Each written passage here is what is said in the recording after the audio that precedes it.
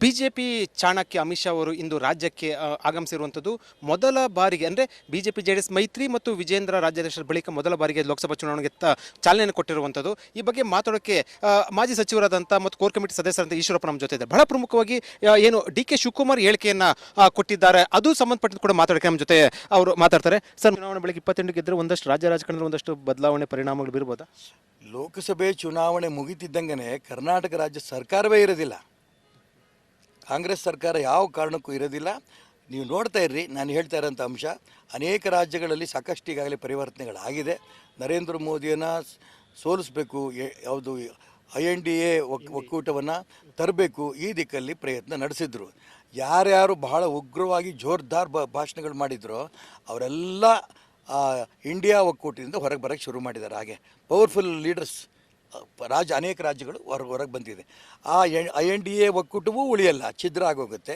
ಕರ್ನಾಟಕ ರಾಜ್ಯದಲ್ಲಿ ಕಾಂಗ್ರೆಸ್ ಸರ್ಕಾರವೂ ಇರಲ್ಲ, ಅದ್ರಾಗೆ ನನ್ನ ಮನೆ ಬೇಡ. ಸಿದ್ದರಾಮಯ್ಯ ಒಂದು ಕಡೆ, ಡಿ ಕೆ ಶಿವಕುಮಾರ್ ಕಡೆ 136 ಜನ ಶಾಸಕರು, ಏನದು ಜೋಕ್ ವಿಚಾರನ ಅಥವಾ ತುಂಬ ಆ ರೀತಿ ಸಾಧ್ಯ ಇದೆಯಾ ಅಂತ? ಅಲ್ಲ, ಅದಕ್ಕೆ ಹೇಳ್ತೀನಲ್ಲ, 136 ಶಾಸಕರು ಕೂಡ ಗ್ಯಾರಂಟಿ ಮೇಲೆ ಗೆದ್ದು ಬಂದವರು. ಅವ್ರಿಗೇನು ರಾಷ್ಟ್ರದ ಬಗ್ಗೆ ರಾಜ್ಯದ ಬಗ್ಗೆ ಕಲ್ಪನೆ ಇರೋಂಥ ವ್ಯಕ್ತಿಗಳು ಬಹಳ ಕಡಿಮೆ. ಹಾಗಾಗಿ ಅದರಲ್ಲಿ ಎಷ್ಟು ಜನ ಆ ಪಕ್ಷವನ್ನು ಬಿಟ್ಟು ಹೊರಗಡೆ ಬರ್ತಾರೋ ನೋಡ್ತಾ ಇರುವಂತ್ರಿ. ಸರ್, ಮತ್ತೊಂದು ಡಿ ಕೆ ಶಿವಕುಮಾರ್ ಒಂದು ಹೇಳಿಕೆ ಕೊಟ್ಟರು. ಅಂದರೆ ನೀವು ಡಿ ಕೆ ಸುರೇಶ್ ಸಂಬಂಧಪಟ್ಟಂತೆ ಅಥವಾ ದೇಶ ವಿಭಜನೆ ಸಂಬಂಧಪಟ್ಟಂತೆ ಏನೋ ಒಂದು ಹೇಳಿಕೆ ಕೊಟ್ಟು ಗುಂಡಿಕ್ಕಿ ಕೊಲ್ಲಬೇಕು ಅನ್ನೋ ಸಂಬಂಧಪಟ್ಟ ಅದು ಹೇಳಿಕೆ ಸಮರ್ಥನೆ ನೀವು ಮಾಡ್ಕೊಳ್ತೀರಾ ಅಥವಾ ಏನಂತ ಸರ್? ಈಗ ನನ್ನ ಹೇಳಿಕೆ ನಾನು ಯಾವತ್ತೂ ಕೂಡ ವಿಡ್ರಾ ಮಾಡೋ ಪ್ರಶ್ನೆನೇ ಇಲ್ಲ. ನಾನು ಹೇಳಬೇಕಾದ್ರೆ ಜವಾಬ್ದಾರಿ ಸ್ಥಾನದಿಂದ ಹೇಳ್ತೇನೆ. ನಾನು ಹೇಳಿರೋದೇನು, ಡಿ ಕೆ ಸುರೇಶ್ ಅವರು ದಕ್ಷಿಣ ಭಾರತದ ಎಲ್ಲ ರಾಜ್ಯಗಳನ್ನು ಒಟ್ಟಿಗೆ ಸೇರಿಸ್ಕೊಂಡು ನಾವು ಬೇರೆ ರಾಷ್ಟ್ರವನ್ನೇ ನಾವು ಕೇಳಬೇಕಾಗತ್ತೆ ಅನ್ನೋಂಥ ಮಾತನ್ನು ಹೇಳಿದ್ದು. ಇದು ರಾಷ್ಟ್ರದ್ರೋಹಿ ಹೇಳಿಕೆ. ಹಾಗಾಗಿ ಇಂಥ ರಾಷ್ಟ್ರದ್ರೋಹಿಗಳನ್ನು ಯಾವ ಕಾರಣಕ್ಕೂ ಸಹಿಸ್ಕೂಡ್ದು ಅನ್ನೋದು ಉದ್ದೇಶದಿಂದ ನಾನು ನರೇಂದ್ರ ಮೋದಿಯವರಿಗೆ ಅವತ್ತು ದಾವಣಗೆರೆಯಲ್ಲಿ ಪ್ರಾರ್ಥನೆ ಮಾಡಿದೆ. ಈ ರೀತಿ ರಾಷ್ಟ್ರದ್ರೋಹಿ ಹೇಳಿಕೆ ಕೊಡ್ತಾ ಇರೋಂಥ ವ್ಯಕ್ತಿಗಳ ಬಗ್ಗೆ, ದೇಶವನ್ನು ವಿಭಜನೆ ಮಾಡ್ತಾ ಇರೋಂಥ ವ್ಯಕ್ತಿಗಳ ಬಗ್ಗೆ ಇಂದು ರಾಜ್ಯಕ್ಕೆ ಆಗಮಿಸಿರುವಂಥದ್ದು ಮೊದಲ ಬಾರಿಗೆ ಅಂದರೆ ಮೈತ್ರಿ ಮತ್ತು ವಿಜೇಂದ್ರ ಲೋಕಸಭಾ ಚುನಾವಣೆ ಚಾಲನೆಯನ್ನು ಕೊಟ್ಟಿರುವಂಥದ್ದು. ಈ ಬಗ್ಗೆ ಮಾಜಿ ಸಚಿವರಾದಂಥ ಮತ್ತು ಕೋರ್ ಕಮಿಟಿ ಸದಸ್ಯರಂತ ಈಶ್ವರಪ್ಪ ನಮ್ಮ ಜೊತೆ ಇದೆ. ಬಹಳ ಪ್ರಮುಖವಾಗಿ ಏನು ಡಿ ಕೆ ಶಿವಕುಮಾರ್ ಹೇಳಿಕೆಯನ್ನು ಕೊಟ್ಟಿದ್ದಾರೆ, ಅದು ಸಂಬಂಧಪಟ್ಟಂತೆ ಕೂಡ ಮಾತಾಡೋಕ್ಕೆ ನಮ್ಮ ಜೊತೆ ಅವರು ಮಾತಾಡ್ತಾರೆ. ಸರ್, ಮೊದಲು ಅಮಿತ್ ಶಾ ಅವರು ಬಂದಿರುವಂಥದ್ದು ಚುನಾವಣೆ ಸಂಬಂಧಪಟ್ಟಂತೆ ಏನು ಕಾರ್ಯತಂತ್ರ, ಏನು ಯಾವ ಈ ದೇಶಕ್ಕೆ ಎರಡು ಕಣ್ಣುಗಳು ಇರೋ ರೂಪದಲ್ಲಿ ನರೇಂದ್ರ ಮೋದಿ ಮತ್ತು ಅಮಿತ್ ಶಾ ಅವರು ದೇಶವನ್ನು ರಕ್ಷಣೆ ಮಾಡೋದಕ್ಕೆ ಇರೋಂಥ ಕಟ್ಟಾಳುಗಳು ಅನ್ನೋದು ಇಡೀ ದೇಶ ಜನಕ್ಕೆ ಗೊತ್ತು. ಅಂಥ ಒಬ್ಬ ವ್ಯಕ್ತಿ, ಈ ದೇಶ ಗೃಹ ಮಂತ್ರಿ ಅಮಿತ್ ಶಾ ಅವರು ಲೋಕಸಭಾ ಚುನಾವಣಾ ದೃಷ್ಟಿಯಿಂದ ಮೊದಲನೇ ಬಾರಿ ಕರ್ನಾಟಕ ರಾಜ್ಯಕ್ಕೆ ಬರ್ತಿರೋದು ನಮ್ಮೆಲ್ಲರೂ ಕೂಡ ಒಂದು ಹೆಮ್ಮೆ. ಮತ್ತು ಅವರು 28 ಸ್ಥಾನವನ್ನು ಭಾರತೀಯ ಜನತಾ ಪಾರ್ಟಿ ಗೆಲ್ಲಬೇಕು ಅನ್ನೋಂಥ ಅಪೇಕ್ಷೆ ಅವ್ರದ್ದೇನಿದೆ. ಆ ಅಪೇಕ್ಷೆಗೆ ತಕ್ಕಂತೆ ನಾವೆಲ್ಲರೂ ಕೂಡ ಪೂರ್ಣ ಸಹಕಾರ ಕೊಟ್ಟು ಇಡೀ ಕರ್ನಾಟಕ ರಾಜ್ಯದ ಕಾರ್ಯಕರ್ತರು ಜೊತೆಗೆ ಮತದಾರ ಅಭಿಪ್ರಾಯವೂ ಇದೆ, ಮತ್ತೊಮ್ಮೆ ನರೇಂದ್ರ ಮೋದಿ ಪ್ರಧಾನಮಂತ್ರಿ ಆಗಬೇಕು ಅಂತ. ಇವತ್ತಿನ ಅಮಿತ್ ಶಾ ಅವರ ಮೈಸೂರಿನ ಭೇಟಿ ನನಗನ್ಸುತ್ತೆ ಒಂದು ಇತಿಹಾಸದಲ್ಲಿ ಸೇರೋಂಥ ಒಂದು ದಿನ ಅಂತ ನಾನು ಭಾವಿಸ್ತೇನೆ. ಮೈಸೂರು ಲೋಕಸಭಾ ಕ್ಷೇತ್ರ ಸಿದ್ದರಾಮಯ್ಯ ತವರು ಜಿಲ್ಲೆ, ಅಲ್ಲೇ ಕೂಡ ಒಂಥರ ರೀತಿ ಕಾಕತಾಳೀಯ ಏನು ಗೊತ್ತೆ ಚಾಲನೆ ಕೊಡ್ತಾರೆ. 28 ಲೋಕಸಭಾ ಕ್ಷೇತ್ರಗಳು ಕೂಡ ಗೆಲ್ತಾರೆ ಅಂತ ಹೇಳ್ಬೋದಾ? ಸಿದ್ದರಾಮಯ್ಯನವರು ಮೈಸೂರಿನಲ್ಲಿ ಇರ್ಬೋದವರು, ಆದರೆ ಮೈಸೂರಲ್ಲಿ ಅವರು ಎಂದೂ ಕೂಡ ಮೈಸೂರು ಲೋಕಸಭಾ ಕ್ಷೇತ್ರವನ್ನು ಇತ್ತೀಚಿನ ವರ್ಷಗಳು ಗೆದ್ದೇ ಇಲ್ಲ. ಅವ್ರು ಇರ್ಬೋದು, ಅವರು ಮೈಸೂರಲ್ಲಿ ಇರ್ಬೋದು, ಮೈಸೂರನ್ನ ವಾಸ ಮಾಡ್ತಿರ್ಬೋದು, ಎಲ್ಲ ಹೌದು. ಆದರೆ ಮೈಸೂರಿನ ಮಹಾಜನತೆ ಭಾರತೀಯ ಜನತಾ ಪಾರ್ಟಿಯನ್ನು ರಾಷ್ಟ್ರೀಯ ವಿಚಾರಗಳು ಇರೋದರಿಂದ ಎಂದೂ ಕೂಡ ಈ ರೀತಿ ಸಂಕುಚಿತ ಭಾವನೆಯ ಪಕ್ಷ ಕಾಂಗ್ರೆಸ್ಸಿಗೆ ಬೆಂಬಲ ಕೊಡೋಕ್ಕೆ ಸಾಧ್ಯನೇ ಇಲ್ಲ. ಮೈಸೂರು ಸೇರಿ 28 ಕ್ಷೇತ್ರವನ್ನು ರಾಷ್ಟ್ರೀಯವಾದಿ ಭಾರತೀಯ ಜನತಾ ಪಾರ್ಟಿ, ರಾಷ್ಟ್ರಭಕ್ತ, ಹನುಮಭಕ್ತ, ರಾಮಭಕ್ತ ನರೇಂದ್ರ ಮೋದಿ ಮತ್ತೊಮ್ಮೆ ಪ್ರಧಾನಮಂತ್ರಿ ಮಾಡೋದಕ್ಕೆ ಕರ್ನಾಟಕ ರಾಜ್ಯ ಸಜ್ಜಾಗಿದೆ. ಅದನ್ನು ಸ್ಫೂರ್ತಿ ಕೊಡೋದಕ್ಕೆ ಇವತ್ತು ಅಮಿತ್ ಶಾ ಅವರು ಮೈಸೂರು ಬಂದಿರೋದು, ಕರ್ನಾಟಕಕ್ಕೆ ಬಂದಿರೋದು ನಮ್ಮೆಲ್ಲರೂ ಕೂಡ ಹೆಮ್ಮೆ. 28ಕ್ಕೆ ನಾವು ಒಂದು 15ರಿಂದ 20 ಗೆಲ್ತೀವಿ ಅಂತ ಹೇಳ್ತಾ ಇರುವಂಥದ್ದು. ಅವರು 28 ಗೆಲ್ತೀರಿ ಅಂತ ಹೇಳ್ತಾ ಇದ್ರು ಹಿಂದಿನ ಚುನಾವಣೆ. ಯಾಕೆ 15-20 ಇಳಿಸಿದ್ರೋ ಇವಾಗ ಗೊತ್ತಿಲ್ಲ. ಯಾಕೆಂದರೆ ಕಳೆದ ಲೋಕಸಭಾ ಚುನಾವಣೆಯಲ್ಲಿ ಇದೇ ಮೈಸೂರಿನಲ್ಲಿ ಚಾಮುಂಡಿಯ ಒಂದು ದಸರಾ ಉತ್ಸವದ ಸಂದರ್ಭದಲ್ಲಿ ಮಾನ್ಯ ಸಿದ್ದರಾಮಯ್ಯನವರು ಹೇಳಿದರು, 28ಕ್ಕೆ 28 ನಾವು ಗೆಲ್ತೀವಿ, ಅಕಸ್ಮಾತ್ BJP ಗೆದ್ದರೆ 1-2 ಗೆಲ್ಲಬಹುದು ಅನ್ನೋಂಥ ಮಾತನ್ನು ಹೇಳಿದರು. ಅವ್ರ ಹಣೆ ಬರ ಒಂದೇ ಒಂದು ಸೀಟ್ ಗೆಲ್ಲಂಥ ಸ್ಥಿತಿ ಬಂತು. ನಾವು 25ಕ್ಕೂ ಸೀಟ್ ನಾವು ಹೋದ ಸರಿ ಗೆದ್ದಿದ್ವಿ. ಈ ಒಂದು ವಾತಾವರಣ ಇರಲಿಲ್ಲ ಆವಾಗ. ಇಡೀ ದೇಶದಲ್ಲಿ ಇವತ್ತು ಮೋದಿ ಮೋದಿ ಮೋದಿ ಮೋದಿ ರಾಮ ರಾಮ ರಾಮ ರಾಮ ಅನ್ನೋದು ದೇಶದಲ್ಲಿ ಈಗಿದೆ, ಕಳೆದ ಬಾರಿ ಚುನಾವಣೆಗಳಿರಲಿಲ್ಲ. ಹಾಗಾಗಿ ಪ್ರತಿಯೊಬ್ಬ ಭಾರತೀಯ ಜನತಾ ಪಾರ್ಟಿ ಕಾರ್ಯಕರ್ತನಲ್ಲಿ ಒಂದು ಸೈಡಲ್ಲಿ ರಾಮ ಮತ್ತೊಂದು ಸೈಡಿ ಮೋದಿ ಈ ರೀತಿ ಹೃದಯದಲ್ಲಿ ಇಟ್ಕೊಂಡು ಕೆಲಸ ಮಾಡೋಕ್ಕೆ ಹೊರಟಿರೋಂಥ ಸಂದರ್ಭದಲ್ಲಿ ಇಡೀ ಕರ್ನಾಟಕ ರಾಜ್ಯ ಜನ ನರೇಂದ್ರ ಮೋದಿಗೆ ಬೆಂಬಲ ಕೊಡಬೇಕು ಅಂತ ತೀರ್ಮಾನ ಮಾಡಿರೋಂಥ ಚುನಾವಣೆ ಇದು. 28ಕ್ಕೆ 28 ಸ್ಥಾನ ಗೆಲ್ತೀವಿ, ಒಂದು ಸೀಟನ್ನು ಕೂಡ ಕಾಂಗ್ರೆಸ್ ಗೆಲ್ಲಕ್ಕೆ ಸಾಧ್ಯ ಇಲ್ಲ. ಚುನಾವಣೆ ಬೆಳಗ್ಗೆ 28 ಗೆದ್ದರೆ ಒಂದಷ್ಟು ರಾಜ್ಯ ರಾಜಕಾರಣದಲ್ಲಿ ಒಂದಷ್ಟು ಬದಲಾವಣೆ ಪರಿಣಾಮಗಳು ಬೀರ್ಬೋದಾ? ಲೋಕಸಭೆ ಚುನಾವಣೆ ಮುಗಿತಿದ್ದಂಗೆ ಕರ್ನಾಟಕ ರಾಜ್ಯ ಸರ್ಕಾರವೇ ಇರೋದಿಲ್ಲ, ಕಾಂಗ್ರೆಸ್ ಸರ್ಕಾರ ಯಾವ ಕಾರಣಕ್ಕೂ ಇರೋದಿಲ್ಲ. ನೀವು ನೋಡ್ತಾ ಇರ್ರಿ, ನಾನು ಹೇಳ್ತಾ ಇರೋಂಥ ಅಂಶ ಅನೇಕ ರಾಜ್ಯಗಳಲ್ಲಿ ಸಾಕಷ್ಟು ಈಗಾಗಲೇ ಪರಿವರ್ತನೆಗಳಾಗಿದೆ. ನರೇಂದ್ರ ಮೋದಿಯನ್ನು ಯಾವುದು IND ಕೂಟವನ್ನು ತರಬೇಕು ಈ ದಿಕ್ಕಲ್ಲಿ ಪ್ರಯತ್ನ ನಡೆಸಿದ್ರು. ಯಾರ್ಯಾರು ಬಹಳ ಉಗ್ರವಾಗಿ ಜೋರ್ದಾರ್ ಭಾಷಣಗಳು ಮಾಡಿದ್ರೋ ಅವರೆಲ್ಲ ಇಂಡಿಯಾ ಒಕ್ಕೂಟದಿಂದ ಹೊರಗೆ ಬರೋಕ್ಕೆ ಶುರು ಮಾಡಿದ್ದಾರೆ. ಹಾಗೆ ಪವರ್ಫುಲ್ ಲೀಡರ್ಸ್ ಅನೇಕ ರಾಜ್ಯಗಳು ಹೊರಗೆ ಬಂದಿದೆ. ಆ INDA ಒಕ್ಕೂಟವೂ ಉಳಿಯಲ್ಲ, ಛಿದ್ರ ಆಗೋಗುತ್ತೆ. ಕರ್ನಾಟಕ ರಾಜ್ಯದಲ್ಲಿ ಕಾಂಗ್ರೆಸ್ ಸರ್ಕಾರವೂ ಇರಲ್ಲ, ಅದ್ರಾಗೆ ನನ್ನ ಮನೆ ಬೇಡ. ಸಿದ್ದರಾಮಯ್ಯ ಒಂದು ಕಡೆ, DK ಶಿವಕುಮಾರ್ ಕಡೆ 136 ಜನ ಶಾಸಕರು, ಏನದು ಜೋಕ್ ವಿಚಾರನ ಅಥವಾ ತುಂಬ ಆ ರೀತಿ ಸಾಧ್ಯ ಇದೆಯಾ ಅಂತ? ಅಲ್ಲ, ಅದಕ್ಕೆ ಹೇಳ್ತೀನಲ್ಲ, 136 ಶಾಸಕರು ಕೂಡ ಗ್ಯಾರಂಟಿ ಮೇಲೆ ಗೆದ್ದು ಬಂದವರು. ಅವ್ರಿಗೇನು ರಾಷ್ಟ್ರದ ಬಗ್ಗೆ ರಾಜ್ಯದ ಬಗ್ಗೆ ಕಲ್ಪನೆ ಇರೋಂಥ ವ್ಯಕ್ತಿಗಳು ಬಹಳ ಕಡಿಮೆ. ಹಾಗಾಗಿ ಅದರಲ್ಲಿ ಎಷ್ಟು ಜನ ಆ ಪಕ್ಷವನ್ನು ಬಿಟ್ಟು ಹೊರಗಡೆ ಬರ್ತಾರೋ ನೋಡ್ತಾ ಇರುವಂತ್ರಿ. ಸರ್, ಮತ್ತೊಂದು DK ಶಿವಕುಮಾರ್ ಒಂದು ಹೇಳಿಕೆ ಕೊಟ್ಟರು. ಅಂದರೆ ನೀವು DK ಸುರೇಶ್ ಸಂಬಂಧಪಟ್ಟಂತೆ ಅಥವಾ ದೇಶ ವಿಭಜನೆ ಸಂಬಂಧಪಟ್ಟಂತೆ ಏನೋ ಒಂದು ಹೇಳಿಕೆ ಕೊಟ್ಟು ಗುಂಡಿಕ್ಕಿ ಕೊಲ್ಲಬೇಕು ಅನ್ನೋ ಸಂಬಂಧಪಟ್ಟ ಅದು ಹೇಳಿಕೆ ಸಮರ್ಥನೆ ನೀವು ಮಾಡ್ಕೊಳ್ತೀರಾ ಅಥವಾ ಏನಂತ ಸರ್? ಈಗ ನನ್ನ ಹೇಳಿಕೆ ನಾನು ಯಾವತ್ತೂ ಕೂಡ ವಿಡ್ರಾ ಮಾಡೋ ಪ್ರಶ್ನೆನೇ ಇಲ್ಲ. ನಾನು ಹೇಳಬೇಕಾದ್ರೆ ಜವಾಬ್ದಾರಿ ಸ್ಥಾನದಿಂದ ಹೇಳ್ತೇನೆ. ನಾನು ಹೇಳಿರೋದೇನು, DK ಸುರೇಶ್ ಅವರು ದಕ್ಷಿಣ ಭಾರತದ ಎಲ್ಲ ರಾಜ್ಯಗಳನ್ನು ಒಟ್ಟಿಗೆ ಸೇರಿಸ್ಕೊಂಡು ನಾವು ಬೇರೆ ರಾಷ್ಟ್ರವನ್ನೇ ನಾವು ಕೇಳಬೇಕಾಗತ್ತೆ ಅನ್ನೋಂಥ ಮಾತನ್ನು ಹೇಳಿದ್ದು. ಇದು ರಾಷ್ಟ್ರದ್ರೋಹಿ ಹೇಳಿಕೆ. ಹಾಗಾಗಿ ಇಂಥ ರಾಷ್ಟ್ರದ್ರೋಹಿಗಳನ್ನು ಯಾವ ಕಾರಣಕ್ಕೂ ಸಹಿಸ್ಕೂಡ್ದು ಅನ್ನೋದು ಉದ್ದೇಶದಿಂದ ನಾನು ನರೇಂದ್ರ ಮೋದಿಯವರಿಗೆ ಅವತ್ತು ದಾವಣಗೆರೆಯಲ್ಲಿ ಪ್ರಾರ್ಥನೆ ಮಾಡಿದೆ.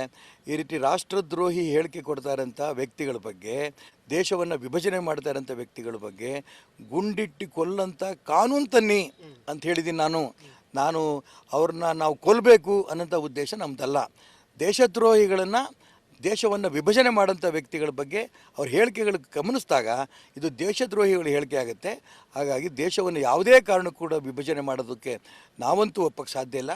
ಅಂತ ಹೇಳಿಕೆ ಕೊಟ್ಟಂಥ ವ್ಯಕ್ತಿಗಳ ವಿರುದ್ಧ ಕಾನೂನು ತೊಗೊಂಬರಬೇಕು, ಅವ್ರನ್ನ ಗುಂಡಿಕ್ಕಿ ಕೊಲ್ಲಂಥ ಕಾನೂನು ತರಬೇಕು ಅಂತ ಅವತ್ತು ಹೇಳಿದ್ದೆ. ಈಗಲೂ ಅದಕ್ಕೆ ನಾನು ಸ್ಟಿಕಾನ್ ಆಗಿದ್ದೀನಿ. ಜೊತೆಗೆ ನಾನು ಅಷ್ಟಿದ್ದೇ ಹೇಳಿದ್ದಲ್ಲ, ರಾಜ್ಯದ ಮುಖ್ಯಮಂತ್ರಿ ಸಿದ್ದರಾಮಯ್ಯನವರು ಕೂಡ ಹೇಳಿದ್ರು, ನಾನು DK ಸುರೇಶ್ ಅವ್ರ ಮಾತನ್ನು ಒಪ್ಪಲ್ಲ. ಮನೆ ಮಲ್ಲಿಕಾರ್ಜುನ್ ಖರ್ಗೆ ಅವರು ಲೋಕಸಭೆಯಲ್ಲಿ ಹೇಳಿದ್ರು, ಕನ್ಯಾಕುಮಾರಿಯಿಂದ ಕಾಶ್ಮೀರ ತನಕ ಕೂಡ ಈ ದೇಶ ಒಂದೇ. ಅಂದರೆ DK ಸುರೇಶ್ ಅವ್ರ ಹೇಳಿಕೆ ದೇಶದ್ರೋಹಿ ಹೇಳಿಕೆ ಅನ್ನೋದನ್ನು ಇಂಡೈರೆಕ್ಟಾಗಿ ಅವರೆಲ್ಲರೂ ಒಪ್ಕೊಂಡಿದ್ದಾರೆ. ಹಾಗೆ ನನ್ನ ಹೇಳಿಕೆನ ಅವ್ರು ಒಪ್ತಾರೋ ಬಿಡ್ತಾರೋ, ಸಿದ್ದರಾಮಯ್ಯ ಏನು ಹೇಳ್ತಾರೆ, ಮಲ್ಲಿಕಾರ್ಜುನ್ ಖರ್ಗೆ ಏನು ಹೇಳ್ತಾರೆ, ನನಗೆ ಲೆಕ್ಕಕ್ಕೆಲ್ಲ. ನನ್ನ ಅಭಿಪ್ರಾಯ, ಈ ದೇಶ ಒಂದು, ಈ ದೇಶವನ್ನು ಛಿದ್ರ ಮಾಡೋಕ್ಕೆ ಹೊರಟ್ರಂಥ, ದೇಶವನ್ನು ವಿಭಜನೆ ಮಾಡೋಂಥ ವ್ಯಕ್ತಿಗಳೇ ದೇಶದ್ರೋಹಿಗಳು, ಜಿಂದಾ ಸಂಸ್ಕೃತಿಯವರು.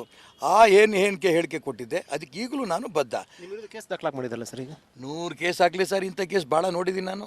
ಅನೇಕ ಹೋರಾಟಗಳು ಮಾಡಿದಂಥ ಸಂದರ್ಭದಲ್ಲಿ, ಅನೇಕ ಹೇಳಿಕೆಗಳು ಕೊಟ್ಟಂಥ ಸಂದರ್ಭದಲ್ಲಿ ನನ್ನ ಮೇಲೆ FIR ಬಿತ್ತು. ಆದರೆ ಒಂದೇ ಒಂದು ಕೇಸು ಕೂಡ ನನಗೆ ಪನಿಷ್ಮೆಂಟ್ ಕೊಡಲಿಲ್ಲ. ಆದರೆ ಕರ್ನಾಟಕ ರಾಜ್ಯದಲ್ಲಿ ಪನಿಷ್ಮೆಂಟ್ ತೊಗೊಂಡರು ಯಾರ್ಯಾರು? ಇದೇ DK ಶಿವಕುಮಾರ್ ಜೈಲಿಗೆ ಹೋಗಿ ಬಂದರು, ಇದೇ ಸಿದ್ದರಾಮಯ್ಯನವರು ಮುಖ್ಯಮಂತ್ರಿಗಳಾಗಿರೋಂಥವ್ರು 10,000 ರೂಪಾಯಿ ಪೆನಾಲ್ಟಿ ಕಟ್ಟಬೇಕು ಅಂತ ಮೊನ್ನೆ ಕೋರ್ಟ್ ಆಗಿದೆ. ಮುಖ್ಯಮಂತ್ರಿ 10,000 ರೂಪಾಯಿ ಕಟ್ಟಬೇಕು ಅನ್ನೋದು ಕೋರ್ಟ್ ಆರ್ಡರ್ ಆಗಿದೆ. ಈಗಾಗಲೇ DK ಶಿವಕುಮಾರ್ ಅವರು ಜೈಲಿಗೆ ಹೋಗಿ ಅರ್ಧ ಬೇಲಲ್ಲಿ ಹೊರಗೆ ಬಂದಿದ್ದಾರೆ. ಜೈಲಲ್ಲಿ ಹೋಗಿ ಬಂದಿರೋರು, ಪೆನಾಲ್ಟಿ ಕಟ್ಟಿರೋರು ನನ್ನ ಬಗ್ಗೆ ಹೇಳೋಂಥ ಪ್ರಶ್ನೆ ಉದ್ಭವನೇ ಆಗಲ್ಲ. ನಾನೆಲ್ಲ ಹೋರಾಟಗಳು, ಎಲ್ಲ ರಾಷ್ಟ್ರಭಕ್ತಿ ವಿಚಾರಗಳು ಬಂದಂಥ ಸಂದರ್ಭದಲ್ಲಿ ಈ ರೀತಿ 10 ಕೇಸ್ಗಳು ಬಿದ್ದಿದ್ದಾವೆ. ಎಲ್ಲ ಕೇಸಲ್ಲೂ ಕೂಡ ನಾನು ಕ್ಲೀನ್ ಚಿಟ್ ತೊಗೊಂಡಿದ್ದೀನಿ. ನನ್ನ ಪರವಾಗಿ ಕೋರ್ಟ್ ನ್ಯಾಯ ಕೊಟ್ಟಿದೆ. ಹಾಗಾಗಿ ನನಗೆ 100ಕ್ಕೆ 100 ವಿಷಯವಿದೆ. ಈ ರೀತಿ 100 ಕೇಸ್ ಇವರು ಹಾಕಿದ್ರು ಕೂಡ ನನ್ನ ವಿರುದ್ಧವಾಗಿ ನನ್ನ ರಾಷ್ಟ್ರೀಯ ವಿಚಾರಗಳ ಬಗ್ಗೆ ನನ್ನ ವ್ಯತ್ಯಾಸ ನನ್ನ ಭಾವನೆಯಲ್ಲಿ ಬರೋಕ್ಕೆ ಸಾಧ್ಯನೇ ಇಲ್ಲ.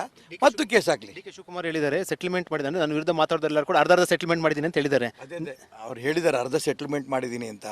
ಇದೊಂದು ಗೂಂಡಾ ಭಾಷೆ, ಇದು ಗೂಂಡಾ ಭಾಷೆ. ಇದು ಇಂಥ ಭಾಷೆಗೆ ನಾನು ಬಗ್ಗೋನಲ್ಲ, ಹೆದರೋನಲ್ಲ.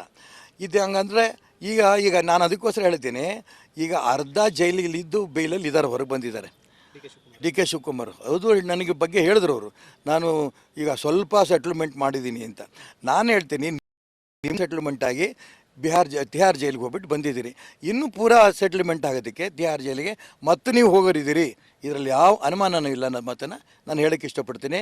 ಬೇರೆ ಯಾರ್ಯಾರನ್ನೋ ಹೆದರ್ಸ್ಕೋಬೋದು ಡಿ ಕೆ ಶಿವಕುಮಾರ್, ರಾಷ್ಟ್ರಭಕ್ತರಾದಂಥ ನನ್ನನ್ನಂಥ ಕಾರ್ಯಕರ್ತರನ್ನ ಹೆದರ್ಸ್ಕೊಳಕ್ಕೆ ಇವ್ರ ಕೈಯಲ್ಲಿ ಸಾಧ್ಯನೇ ಇಲ್ಲ ಅಂತ ಮಾತನ್ನು ಸ್ಪಷ್ಟವಾಗಿ ನಾನು ಹೇಳೋಕ್ಕೆ ಇಷ್ಟಪಡ್ತೀನಿ. ಸೆಟಲ್ಮೆಂಟ್ ಅಂದರೆ ಅಂದರೆ ಜೈಲಿಗೆ ಹೋಗ್ತಾರೆ ಅಂತ ನಿಮ್ಮ ಅರ್ಥ? 100 ಮತ್ತೆ ಜೈಲಿಗೆ ಹೋಗ್ತಾರೆ ರೀ, ಬೇಲಲ್ಲಿದ್ದಾರೆ, ಮತ್ತೆ 100 ಜೈಲಿಗೆ ಹೋಗೇ ಹೋಗ್ತಾರೆ, ಅನುಮಾನ ಬೇಡ. ಅರ್ಧ ಆಗಿದೆ ಈಗ, ಪೂರ್ಣ ಅವ್ರು ಮತ್ತೆ ಜೈಲಿಗೆ ಹೋಗೇನೆ ಆ ಫುಲ್ ಪನಿಷ್ಮೆಂಟನ್ನು ಅನುಭವಿಸಿ ಬರ್ತಾರೆ. ಅರ್ಧ ಸೆಟಲ್ಮೆಂಟ್ ಅಂತ ಹೇಳ್ತಾರಲ್ಲ, ಏನಂಗಂದ್ರೆ ಸರ್ ಅರ್ಧ ಸೆಟಲ್ಮೆಂಟ್? ಅದನ್ನೇ ಅರ್ಧ ಸೆಟ್ಲ್ಮೆಂಟ್ಗೆ ಹಾಗೆ ಸ್ವಲ್ಪ ದಿನ ಜೈಲಿಗೆ ಹೋಗಿ ಬಂತಾರೆ, ಇನ್ನೊಂದು ಪೂರ ಸೆಟ್ಲ್ಮೆಂಟ್ ಮಾಡ್ಕೊಂಡೋಗಿ ಜೈಲಿಗೆ ಹೋಗ್ತಾರೆ. ಸುಮ್ಮನೆ ಅಥವಾ ನಿಜವಾಗ್ಲೂ ಕೂಡ ಸೀರಿಯಸ್ ಆಗಿದೆ ಜೈಲಿಗೆ ಹೋಗುವಂಥ? 100% ಹೇಳ್ತಾ ಇದ್ದೀನಿ ರೀ. ಈಗಾಗಲೇ ಅವ್ರು ಯಾಕೆ ಬೇಯ್ಲಲ್ಲಿ ಒದ್ದಾಡ್ತಿದ್ದಾರೆ, ಈಗಾಗಲೇ ಅವರು ಮೇಲೆ ಬೇಲ್ ತೊಗೊಳಕ್ಕೆ ಒದ್ದಾಡ್ತಿದ್ದಾರೆ. ಅವ್ರಿಗೂ ಕೂಡ ಈಗಾಗಲೇ ಕೋರ್ಟು, ಈ ದೇಶದಲ್ಲಿ ನ್ಯಾಯ ಇದೆಯಲ್ರಿ, ನ್ಯಾಯಾಂಗವನ್ನು ಖರೀದಿ ಮಾಡೋಕ್ಕೆ ಯಾರ ಕೈಯಲ್ಲೂ ಸಾಧ್ಯ ಇಲ್ಲ. ನಾನು ಇವತ್ತಿನ ತನಕನೂ ಕೂಡ ಈ ನ್ಯಾಯಾಂಗದ ಮೇಲೆ ನಂಬಿಕೆನ ಇಟ್ಕೊಂಡೆ, ಪ್ರಜಾಪ್ರಭುತ್ವ ನಂಬಿಕೆ ಇಟ್ಕೊಂಡೆ, ರಾಷ್ಟ್ರೀಯ ವಿಚಾರವನ್ನು, ಹಿಂದುತ್ವದ ವಿಚಾರವನ್ನು ಹೆಚ್ಚಿಗೆ ತಗೊಂಡು ಹೋರಾಟ ನಾವು ಮಾಡ್ತಿರೋದು. ಇದರಲ್ಲಿ ನಮ್ಮ ನ್ಯಾಯ ಸಿಗ್ತಾನೆ ಇದೆ. ಒಂದೇ ಯಾವುದೇ ಒಂದು ಕೇಸಲ್ಲೂ ನಮಗೆ ಪನಿಷ್ಮೆಂಟ್ ಆಗಿಲ್ಲ, ₹1 ಪೆನಾಲ್ಟಿ ಕಟ್ಟಿಲ್ಲ. ಅವ್ರು ಬೇಲ್ ತೊಗೊಂಡಿದ್ದಾರೆ, ಎಲ್ಲೋ ಕೂಡ ಕೇಸ್ ಖುಲಾಸ ಆಗುತ್ತೆ ನೋಡಿ ಅನ್ನೋ ಇದರಲ್ಲಿ, ಅಂದರೆ ಎಲ್ಲೋ ಕೂಡ ಮುಂದೆ ನಾನು ಹೊರಗಡೆ ಬರ್ತೀನಿ ಅಂತ ಹೇಳ್ತಾ ಇರೋಂಥದ್ದು. ಇದು ಫಸ್ಟ್ ಜೈಲಿಗೆ ಹೋಗೋ ಮುಂಚೆ ಇದೇ ಮಾತು ಹೇಳಿದರು, ನನಗೇನು ಆಗಲ್ಲ, ನಾನು 3 ದಿನದಲ್ಲಿ ಬರ್ತೀನಿ ಅಂತ. ಎಷ್ಟು ತಿಂಗಳು ಜೈಲಲ್ಲಿದ್ದಿರಿ ಅದೊಂದು ಸ್ವಲ್ಪ ಲೆಕ್ಕ ನೆನ್ಕೊಡಿ, ನನ್ನ ಲೆಕ್ಕಿಲ್ಲ ಎಷ್ಟು ದಿನ ಜೈಲಲ್ಲಿದ್ದಿರಿ, ಎಷ್ಟು ತಿಂಗಳು ಜೈಲಲ್ಲಿದ್ದಿರಿ ಅಂತ. ಮುಂದಿನ ಎಷ್ಟು ತಿಂಗಳಲ್ಲಿ ಇರ್ತೀರಿ ಅನ್ನೋದು ನೀವು ಕಾದು ನೋಡಿ. ಅವ್ರು ಮತ್ತೆ ಜೈಲಿಗೆ ಹೋಗಿ ಅಲ್ಲೇ ಸೆಟ್ಲ್ಮೆಂಟ್ ಆಗುತ್ತೆ ಇವ್ರದ್ದು. ಅಂದರೆ ಎಷ್ಟು ದಿನ ಯಾವಾಗ ಹೋಗ್ಬೋದು ನಿಮ್ಮ ಪ್ರಕಾರ ಸರ್? ನನ್ನ ಕೋರ್ಟಿನ ಬಗ್ಗೆ ಯಾವಾಗ ಹೋಗ್ತಾರೆ ಏನು ಕತೆ ಅಂತ ಹೇಳೋಕ್ಕೆ ಇಷ್ಟಪಡಲ್ಲ. ಆದರೆ ಇವ್ರು ಮಾಡಿರೋಂಥ ದುಷ್ಕೃತ್ಯಗಳ ಬಗ್ಗೆ ಕೋರ್ಟಲ್ಲಿ ಯಾವುದೇ ಕಾರಣಕ್ಕೂ ಕೂಡ ಅವರಿಗೆ ನ್ಯಾಯ ಸಿಗತ್ತೆ ಅನ್ನೋಂಥ ನಂಬಿಕೆಯಲ್ಲಿ ಅವ್ರು ಇದ್ದಾರಲ್ಲ, ಆ ನ್ಯಾಯ ಅನ್ಯಾಯದ ವಿರುದ್ಧ ಇರೋಂಥ ನ್ಯಾಯ ಇದು. ಇವ್ರು ಮಾಡಿರೋಂಥ ಅನ್ಯಾಯದಕ್ಕೆ ಜೈಲಿಗೆ ಹೋಗಿ ಹೋಗ್ತಾರೆ. ಜೈಲಿಗೆ ಹೋದಾಗ ಆಗ ಸೆಟಲ್ಮೆಂಟ್ ಬಗ್ಗೆ ಮಾತಾಡ್ತಿರಲ್ವಾ? ಅಂದರೆ ಈಗ ಹೇಳಿದಲ್ಲ ಸೆಟ್ಲ್ಮೆಂಟ್ ಅದೇ, ಜೈಲಿಗೆ ಹೋಗೋದೇ ಸೆಟ್ಲ್ಮೆಂಟು, ಬೇರೆ ಇನ್ನೆಂಥದ್ದು ಇಲ್ಲ. ಅರ್ಧ ಸೆಟ್ಲ್ಮೆಂಟ್ ಜೈಲಲ್ಲಾಗಿದೆ, ಇನ್ನು ಅರ್ಧ ಸೆಟ್ಲ್ಮೆಂಟು ಮತ್ತೆ ಜೈಲಿಗೆ ಹೋಗೋದ್ರಲ್ಲಿ ಆಗುತ್ತೆ. ಲಾಸ್ಟ್ ಕೊನೆ ಪ್ರಶ್ನೆ ಸರ್, ನೀವು ಆಗಲೂ ಒಂದು ಪ್ರಮುಖವಾದ ವಿಚಾರ ಹೇಳಿದ್ರೆ, ಅಂದರೆ ಲೋಕಸಭಾ ಚುನಾವಣೆ ಬಳಿಕ ಒಂದಷ್ಟು ಜನ ಶಾಸಕರೆಲ್ಲ ಹೊರ ಬರ್ತಾರೆ ನೋಡಿ ಅಂತ, ಯಾರು ನೇತೃತ್ವದಲ್ಲಿ ಸರ್ ಅದು? ಅದೇ ಇದು ನೋಡಿ, ಈಗ ಅಜಿತ್ ಪವಾರ್ ಮಹಾರಾಷ್ಟ್ರದಿಂದ ಹೊರ ಬರ್ತಾರೆ ಅಂತ ಅಂದ್ಕೊಂಡಿದ್ರಾ? ನಿತೀಶ್ ಕುಮಾರ್ ಹೊರಗೆ ಬರ್ತಾರೆ ಅಂತ ಅಂದ್ಕೊಂಡಿದ್ರಾ? ಏಕನಾಥ್ ಶಿಂದೆ ಹೊರಗೆ ಬರ್ತಾರೆ ಅಂತ ಅಂದ್ಕೊಂಡಿದ್ರಾ? ಈ ರೀತಿ ಬೇಕಾ ನೋಡಿ, ಈ ದೇಶದ ರಾಷ್ಟ್ರೀಯತೆ ವಿಚಾರದ ಬಗ್ಗೆ ಎಲ್ರಿಗೂ ಆಸಕ್ತಿ ಇದೆ. ಆಯಾ ತಾತ್ಕಾಲಿಕ ಸಂದರ್ಭದಲ್ಲಿ ತಮಗೇನೋ ಒಂದು ಅಧಿಕಾರ ಬೇಕು ಅನ್ನೋಂಥ ಒಂದೇ ಕಾರಣಕ್ಕೆ ಅವರು ಬೇರೆ ಕಡೆ ಹೋಗಿದ್ದಾರೆ, ನಾನು ಇಲ್ಲ ಅಂದಿಲ್ಲ. ಇವತ್ತು ಇಡೀ ದೇಶ ಹಿಂದುತ್ವದ ಬಗ್ಗೆ, ರಾಷ್ಟ್ರೀಯತೆ ವಿಚಾರಗಳ ಬಗ್ಗೆ, ಸಂವಿಧಾನದ ಬಗ್ಗೆ, ಸುಪ್ರೀಂ ಕೋರ್ಟ್ ಬಗ್ಗೆ ಇಲ್ಲಿ ಈ ದೇಶದಲ್ಲಿ ಗೌರವ ಸಿಗಲೇಬೇಕು. ಅದಕ್ಕೋಸ್ಕರನೇ, ಪ್ರಜಾಪ್ರಭುತ್ವಕ್ಕೋಸ್ಕರನೇ ಈ ದೇಶದ ಸ್ವಾತಂತ್ರ್ಯ ಹೋರಾಟಗಾರರು ಹೋರಾಟ ಮಾಡಿದ್ದು, ಅದು ಯಶಸ್ವಿಯಾಗಿ ಇವತ್ತಿಲ್ಲ ನಾಳೆ ಹಾಗೇ ಆಗುತ್ತೆ. ಎಲ್ಲ ರಾಷ್ಟ್ರಭಕ್ತರು ಕೂಡ ಒಂದೇ ಆಗ್ತಾರೆ, ಇದರಲ್ಲಿ ಯಾವ ಅನುಮಾನನೂ ಇಲ್ಲ. ನೇತೃತ್ವ ಅಂತಂದರೆ ಅದೇ ಹೇಳಕ್ಕೆ ಅರ್ಧ ಕಲಿಸ್ಬಿಟ್ರಿ ನೀವು? ನಾನು ನೇತೃತ್ವ ಅನ್ನೋದಾದ್ರೆ ಅದಕ್ಕೆ ನಾನು ಹೇಳ್ತೀನಲ್ಲ, ಯಾರು ಈಗ ಡಿ ಕೆ ಶಿವಕುಮಾರೇ ಮಾಡ್ತಾರೋ, ಸಿದ್ದರಾಮಯ್ಯನವರೇ ಮಾಡ್ತಾರೋ, ಇನ್ಯಾರು ಮೂರನೇ ವ್ಯಕ್ತಿ ಬಂದು ಮಾಡ್ತಾರೋ ಗೊತ್ತಿಲ್ಲ. ಸರ್ಕಾರ ಬಿಡಿಸ್ತಾರೆ ಅಂತ ಅದಕ್ಕೆ ಹೇಳ್ತಿರೋದು, ಸರ್ಕಾರ ಬಿಡಿಸೋ ದಿಕ್ಕಲ್ಲಿ ಯಾರ್ಯಾರು ಪ್ರಯತ್ನ ನಡೆಸ್ತಾರೋ ನನಗಂತೂ ಗೊತ್ತಿಲ್ಲ. ಈ 136 ಜನ, ಅದರಲ್ಲಿ ಕೆಲವರು ರಾಷ್ಟ್ರೀಯ ವಿಚಾರಗಳು ಒಪ್ಪಿಕೊಂಡು ಹೊರಗೂ ಬರ್ಬೋದು, ಇನ್ನು ಕೆಲವರು ತಾತ್ಕಾಲಿಕವಾಗಿ ಏನೋ ಒಂದಿಷ್ಟು ನಮ್ಗೆ ಅಧಿಕಾರ ಬೇಕು ಅಂತಲೂ ಹೊರಗೆ ಬರ್ಬೋದು. ಆದರೆ ಕಾಂಗ್ರೆಸ್ಸಿನ ಈಗಿನ ಪರಿಸ್ಥಿತಿನಲ್ಲಿ ರಾಷ್ಟ್ರೀಯ ವಿಚಾರನೂ ಅವ್ರಿಗಿಲ್ಲ, ಅಧಿಕಾರ ವ್ಯಾಮೋಹ ಬಿಟ್ಟರೆ ಬೇರೆ ಇನ್ನೇನೂ ಇಲ್ಲ. ನೇತೃತ್ವ ವಹಿಸ್ಬೋದು ಅಂತೀರಾ? ಗೊತ್ತಿಲ್ಲ ನನಗೆ ಯಾರ ಬಗ್ಗೆ, ಯಾಕಂದರೆ ಸುಮ್ಮನೆ ನಾನೇನೋ ಒಂದು ಇಂಥವ್ರೇ ಆಗ್ತಾರೆ ಅಂತ ನಾನು ಹೇಳ. ಒಟ್ಟಾರೆ ಕಾಂಗ್ರೆಸ್ಸು ಛಿದ್ರ ಆಗುತ್ತೆ. ರಾಜ್ಯದಲ್ಲಿ ಲೋಕಸಭೆ ಚುನಾವಣೆ ಮುಗಿತಿದ್ದಂಗೆ ಕರ್ನಾಟಕ ರಾಜ್ಯದ ಕಾಂಗ್ರೆಸ್ ಸರ್ಕಾರ ಇರಲ್ಲ, ಇದಕ್ಕೆ 100% ಖಾತ್ರಿ. ಇದು ಈಶ್ವರಪ್ಪರ ಮಾತು. ಅವ್ರು ಹೇಳ್ತಾ ಇರುವಂಥದ್ದು ಏನು, ಡಿ ಕೆ ಶಿವಕುಮಾರ್ ಹೇಳಿದ್ದಾರೆ ಅರ್ಧ ಸೆಟಲ್ಮೆಂಟ್ ಅಂತ. ನೋಡಿ, ಕೆಲವು ದಿನಗಳಲ್ಲಿ ಕಾದು ನೋಡಿ ಪೂರ್ತಿ ಸೆಟಲ್ಮೆಂಟ್ ಆಗುತ್ತೆ ಜೈಲಲ್ಲಿ ಅಂತ ಹೇಳಿದ್ರು. ಜೊತೆಗೆ ಬಹಳ ಪ್ರಮುಖ, ಲೋಕಸಭಾ ಚುನಾವಣೆ ಬಳಿಕ ನೋಡಿ ಕಾಂಗ್ರೆಸ್ ಸರ್ಕಾರ ಬಿದ್ದೋಗುತ್ತೆ, ಪತನ ಆಗುತ್ತೆ ಅಂತ ಹೇಳಿರುವಂಥದ್ದು. ಕಾದು ನೋಡ್ಬೇಕಾದ್ರೆ ರಾಜಕಾರಣದಲ್ಲಿ ಯಾವಾಗಲೂ ಕೂಡ ಅನ್ಎಕ್ಸ್ಪೆಕ್ಟೆಡ್, ಅನಿರೀಕ್ಷಿತ ಬೆಳವಣಿಗೆಗಳು ಕೂಡ ಆಗ್ತಾ ಇರುವಂಥದ್ದು ನಮ್ಮ ರಾಜ್ಯದಲ್ಲಿ, ರಾಜಕೀಯ ಇತಿಹಾಸ ಕೂಡ ಇರುವಂಥದ್ದು. ಈಶ್ವರಪ್ಪರ ಮಾತು ಸಾಕಷ್ಟು ಮಹತ್ವ ಪಡ್ಕೊಂಡಿರುವಂಥದ್ದು. ಕ್ಯಾಮರಾ ಪರ್ಸನ್ ಕೃಷ್ಣ ಜೊತೆ Vijay, general republic TV, Mysuru.